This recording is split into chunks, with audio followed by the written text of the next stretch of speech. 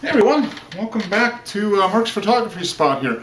This video is going to be, I guess, the second in the From Snapshots to Photographs series of videos.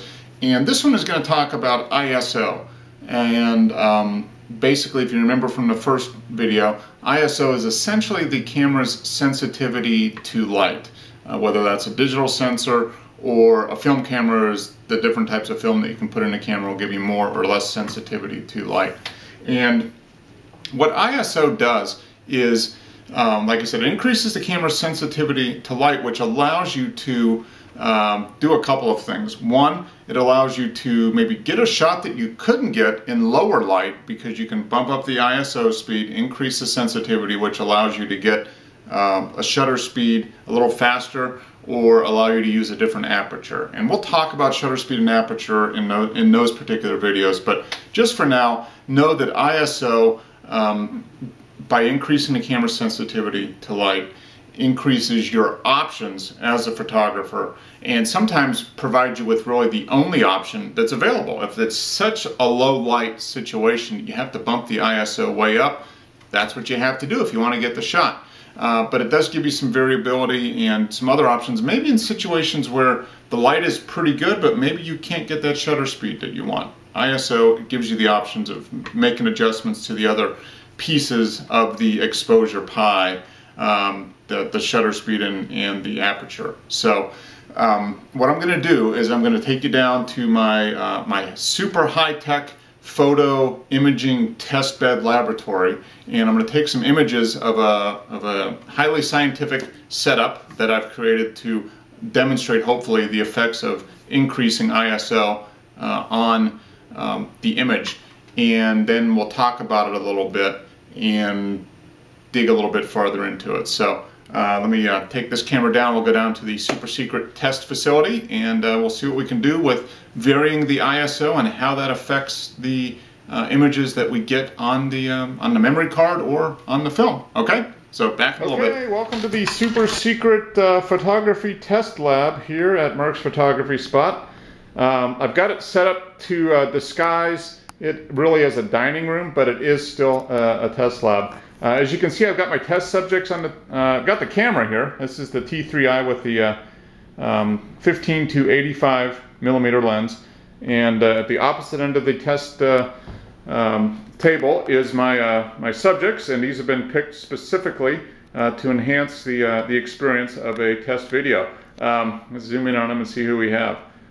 In the middle there is a classic 1965 Smokey the Bear doll. Pam, my wife, is from New Mexico, and Smokey the Bear was found in New Mexico, so this was a gift to her about 15 years ago or so.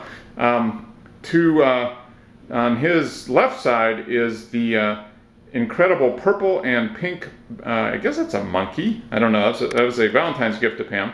And on the right is the Happy Buddha, which is antique, and I think will make a good subject. But seriously, what I want to do is I've got the camera set up here. I've got it zoomed in at 70 millimeters on the lens, which equates to about 100 millimeter thing. And I've got the, I'm going to take different pictures at different ISOs. Right now you can see that it's set at ISO 100 and f5.6. So it should fill the frame in pretty good. I'm going to take a picture at each of the different ISO levels as it moves up, and then show them here on the video with just kind of a commentary just to kind of see the differences. But I think it'll show a good difference between the ISO of 100 and as we bump up, maybe go as high as 3200 or 6400. So stay tuned for some pictures here with some commentary by me. All right, back in a bit. Okay guys, here is the images that I just, I took this is the next morning, but I took these yesterday in my super secret photo studio, as you guys saw. And what I've got here, take down a look at the bottom, this is just my Lightroom screen on my main desktop. And what I ended up with was 7 images. You can see here on the bottom, 1, 2, 3, 4, 5, 6, 7. Starting off at a low ISO. This particular one down here you see is an ISO of 100, okay? And the thing to remember, like I said, about ISO is each time you increase the ISO, you go from 100 to 200, here's the 200 one.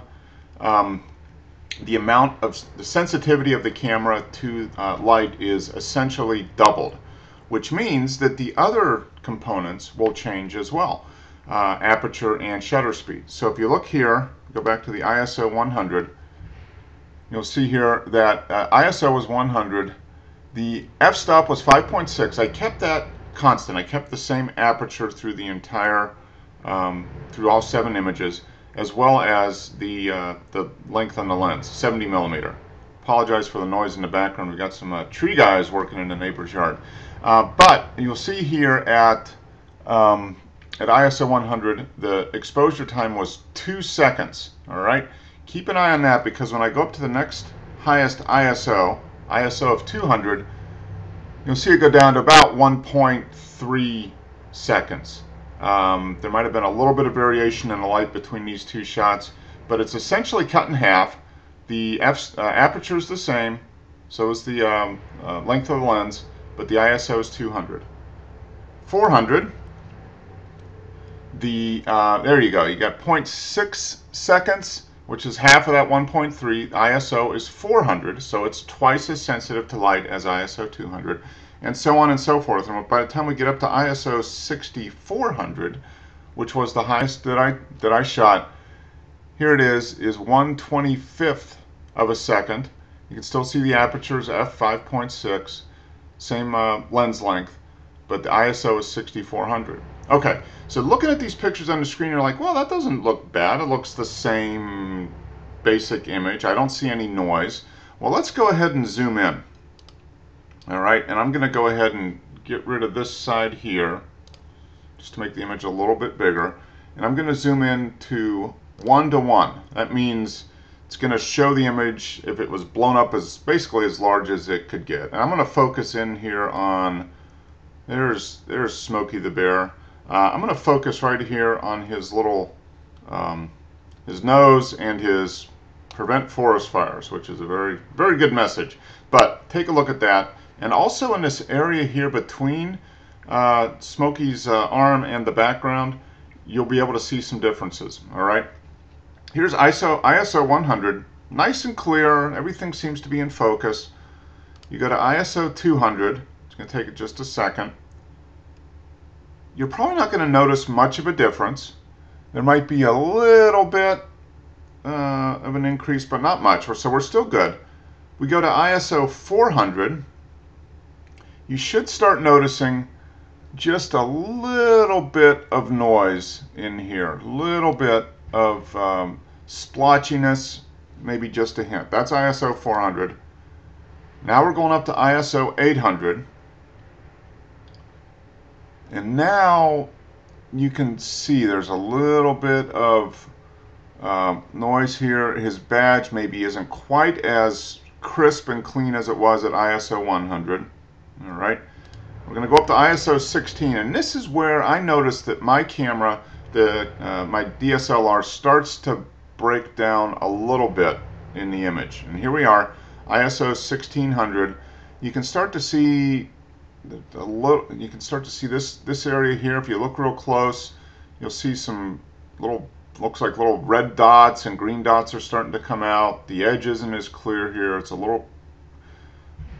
just a little noisy in the background. Same with his badge. Okay, this is ISO 1600.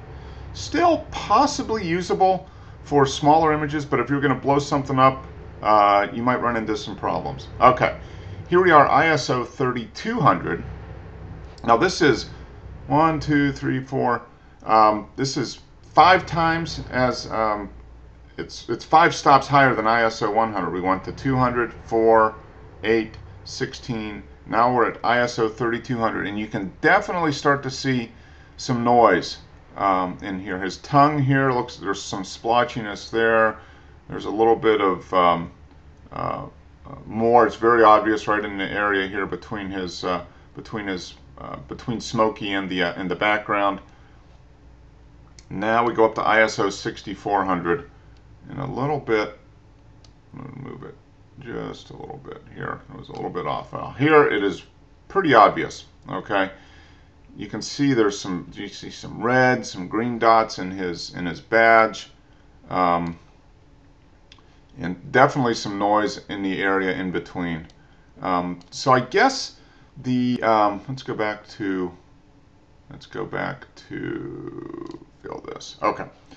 So if you notice here, this is the ISO makes a big difference, especially if you're going to be increasing the size of the image. If you're going to be blowing up an image, increasing ISO will degrade a little bit from the image. But you have to remember that ISO gives you the options that you might not have if you're in a low light situation. And this was in my dining room in late afternoon. They were still getting a little bit of sunlight from the windows over here onto the right, and but there was a light on, and this is a typical situation. You might be indoors taking pictures of the family or whatever, and you're not going to, at ISO 100, you're not going to, a 2-second exposure is, if anything's moving at all, it's going to be blurry.